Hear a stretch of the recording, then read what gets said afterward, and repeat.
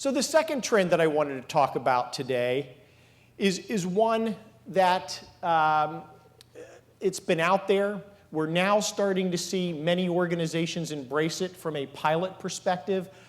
I commit to you today, between mobile and electronic prescribing and EMR technologies, you have channels there that we will be sitting in a room like this 3 years from now, and they will be the predominant way in which we market to physicians and around physicians.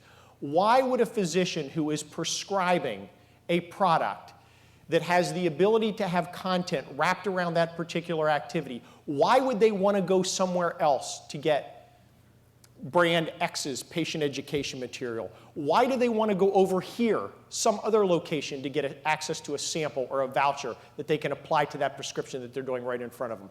Why would they want to do that? The answer is they're not going to want to do that, and we need to take that location and we need to make that very, very impactful as it relates to communicating our clinical message, but also wrapping our services and wrapping our digitized tools around that particular clinician experience. All focused on the patient. What are we doing for the patient? This can't be overt marketing. It needs to be focused around the patient, and it needs to fall under those large mission statements that I see at all of these farm companies that I visit every week. You know, we're all about helping patients. We're all about doing that. Well, we need to start living and breathing that in this particular space. So let's just move in here. Two people that share very, very similar political views, President Barack Obama and Rush Limbaugh, as you guys can, I'm sure, all attest to. Well, what are these guys saying? If we're trying to figure out what's happening in this space of e-prescribing and electronic medical records, we have the president talking about the significant investment that he is making and his administration is making into e-prescribing and electronic medical records. And I'm talking about these topics synonymously here today. We'll talk about them somewhat slightly or in different veins here in just a moment.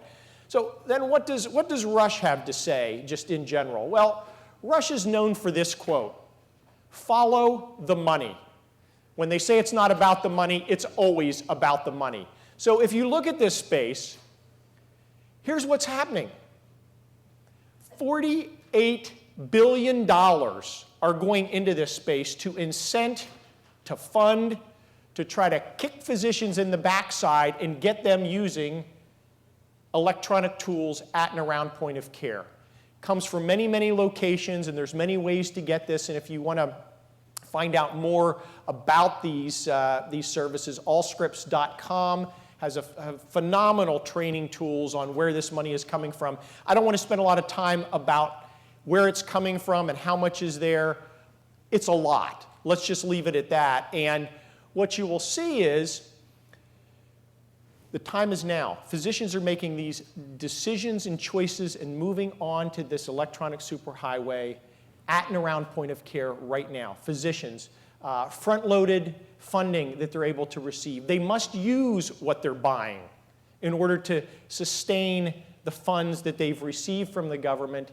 And as I said, the funding is time-stamped, where they want to force people to do things now, and they will start to disincentivize or even penalize them if they're not working in these e-prescribing and EMR tools in the near future. So what does this mean from a physician perspective? Again, going back to Rush Limbaugh, not that I'm a huge fan, but his follow the money.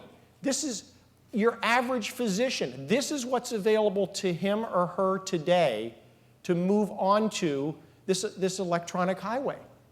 Very, very significant dollars as it relates to physicians who every day are crying about the fact that they're not making as much money. Insurance premiums are up. This has everybody's attention right now, and I can tell you in talking to many of the leading technology companies, they can't keep up with the demand.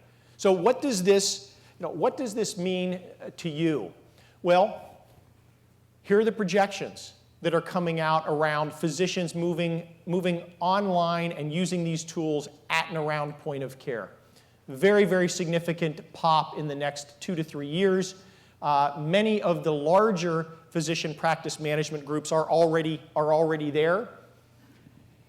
And talking about e-prescribing, if we look at just that piece, which for a lot of physicians is usually the first step that they make into this area, is through e-prescribing, and then they might move to a more comprehensive electronic medical record. Very, very significant growth, and this was done by a study by SureScripts, which is one of the biggest players in this space. So what does this mean for you from a pharmaceutical marketing perspective? The first and some of the real simple things are, you're going to launch a product in 2 months. How's your product going to get in these systems? Does anybody know? Now, I know the answer to that question, and I can tell you, I get a lot of calls from brand managers and leadership in pharmaceutical companies that said, listen, I just spent millions and millions of dollars to train my sales force, to send them out to call on physicians, and they were just over talking to Dr. Jones, and he was prepared to write my new product, which is supposed to be $1 billion product. He said he can't write it because it's not in his e-prescribing system or it's not in his EMR system.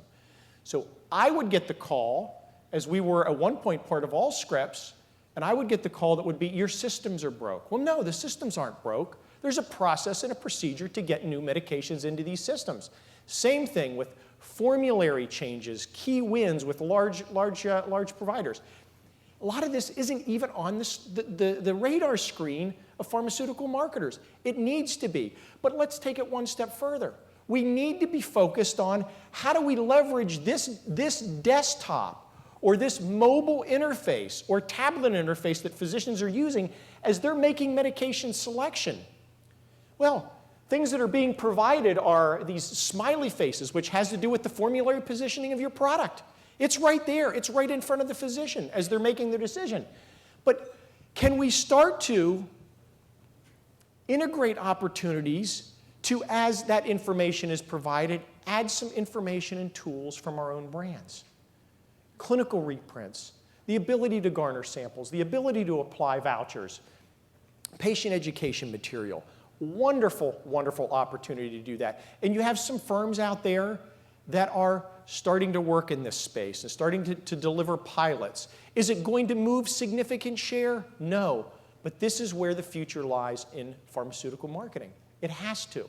It has to. So let's move on to another trend here. And this is more of a provocative trend and one that's somewhat controversial. And I kind of forewarn you, there's probably going to be some people that have some very strong feelings here. But that's electronic sampling. And what you will see in the marketplace is what I call the tip of the iceberg, that we're seeing some large trends, and we think we know where it's going to go, but there's a lot of people that still have their, I think, head in the sand saying, well, we don't really want it to go there.